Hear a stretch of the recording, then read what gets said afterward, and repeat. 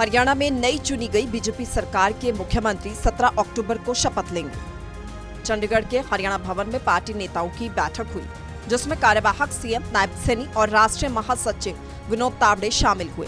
Meeting में राज्य के करीब 125 पद अधिकारी भी शामिल हुए।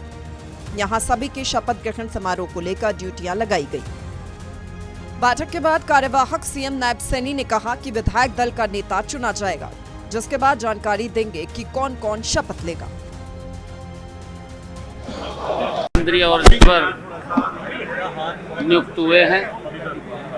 कल विधायक दल की बैठक रहेगी और विधायक दल की बैठक में विधायक दल का नेता चुना जाएगा।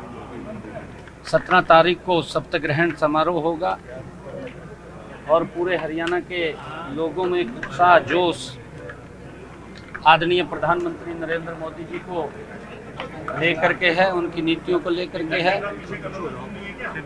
और पूरी तैयारियां शपथ ग्रहण समारोह की यहाँ पर की गई है। 17 तारीख को भव्य शपथ ग्रहण समारोह होगा। हमारे एनडीए के भी तमाम नेतागण उस शपथ ग्रहण समारोह में उपस्थित होंगे। मीटिंग के बाद बीजेपी प्रदेश अध्यक्ष मोहनलाल बड़ौली ने कहा कि वरिष्ठ नेताओं के साथ भगवान वाल्मीकि की जयंती के शुभ दिन 17 अक्टूबर को शपथ ग्रहण समारोह होगा, जिसमें प्रधानमंत्री नरेंद्र मोदी और बीजेपी शासित राज्यों के मुख्यमंत्री भी शामिल होंगे।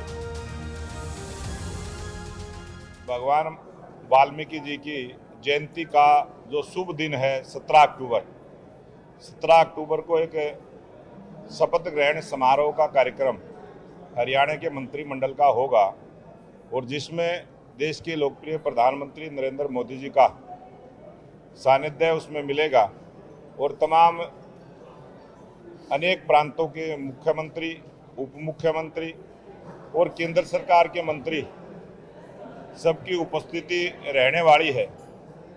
एक भव्य आयोजन, बड़ा आयोजन हरियाणा प्रदेश के इतिहास में 1966 के बाद 10 वर्ष का समय पूरा करने के बाद किसी राजनीतिक पार्टी ने हैट्रिक लगाने का काम किया है और भारतीय जनता पार्टी का ये जो ऐतिहासिक जीत हरियाणा प्रदेश में हुई है, उसका शपथ ग्रहण समारोह का जो आयोजन, उसकी अग्रिम तैयारी, उसकी सब प्रकार की व्यवस्थाओं के नाते आज हमारी बैठक हुई है और उन सबको हमने पूरा किया है।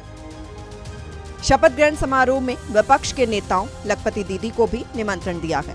गैर राजनीतिक लोग जो समाज की सेवा करते हैं, उन्हें भी निमंत्रण दिया गया है।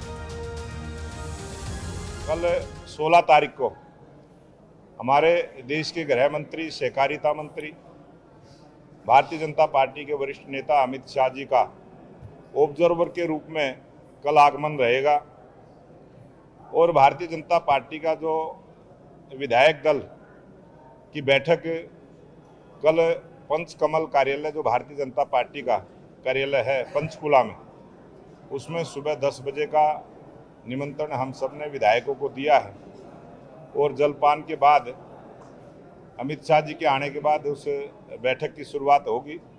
कल विधायक दल के नेता का चयन होगा। उसके बाद की जो प्रक्रिया सरकार बनाने की है, वो सभी हम पूरी करते हुए आगे बढ़ेंगे। तमाम विपक्ष के नेताओं को, एनडीए घटक दल के सभी नेताओं को भी उसमें बुलाया है और सभी पार्टी के जो विपक्ष के नेता हैं उनको भी हमने निमंत्रण भेजा है।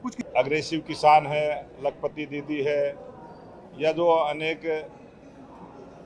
जो उद्योगपति है, डॉक्टरों की टीम है, इस प्रकार से बहुत सारे जो गैर राजनीतिक लोग हैं जो समाज की सेवा का कार्य करते हैं, ऐसे सभी सामाजिक संगठनों को भी हमने इसमें बुलाया।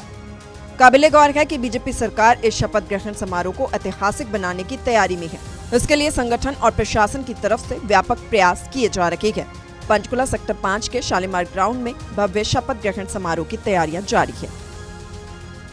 लगातार जो बीजेपी के नेता हैं वो यहाँ पर शपथ ग्रहण समारोह का जो कार्यक्रम होना है वहाँ का दौरा कर रहे हैं और तैयारियों का भी जायजा जो है उनके द्वारा लिया जा रहा है ताकि किसी प्रकार से कोई अव्यवस्था यहाँ पर ना हो। मीटिंगें की जा रही है, मुख्यमंत्री के द्वारा जो है मीटिंग की गई और इसके अलावा जो केंद्र के भाजपा के बड़े नेता हैं उनके द्वारा भी बैठकें की जा रही हैं और आगामी 17 अक्टूबर को यहाँ पर एक ऐतिहासिक और भव्य जो शपथ ग्रहण समारोह होगा और इसमें जो मुख्यमंत्री और मंत्रिमंडल के जो मंत्री हैं वो शपथ लेंगे और बड़े चेहरे जो है इस कार्यक्रम में शामिल होंगे।